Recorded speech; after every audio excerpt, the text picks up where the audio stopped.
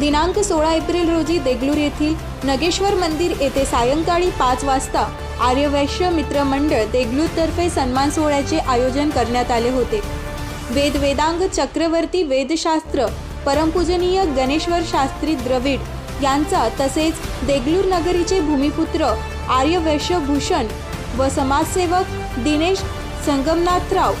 मुनगिलवार यांचा महाराष्ट्र राज्य आर्यवैश्य महासभेच्या सदस्यपदी निवड झाल्यानिमित्त तसेच भावनाताई दाशेटवार भारतीय जनता पार्टी देगलूर यांचा बाळशास्त्री जांभेकर दर्पण पत्रकार संघ यांच्या वतीने कोहिनूर राष्ट्रीय पुरस्कार 2025 पदी निवड झाल्याबद्दल धनपाल सूर्यनारायणजी आमदार निजामाबाद तेलंगणा यांच्या हस्ते सन्मान करण्यात आला।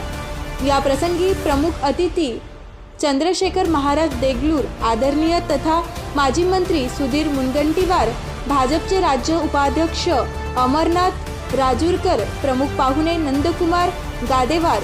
गोविंद बिडवई, दिलीप कुंदकुर्ती, सूर्यकांत शिरपेवार, माधुरीताई कोल्हे, बबिताताई अष्टेकर आदी मान्यवर उपस्थित होते। तसेच देगलूर, बिलोली, मुखेड तालुक्यातील सर्व पक्षाचे पदाधिकारी, कार्यकर्ते व सामाजिक क्षेत्रातील मान्यवर तसेच प्रतिष्ठित नागरिक उपस्थित होते।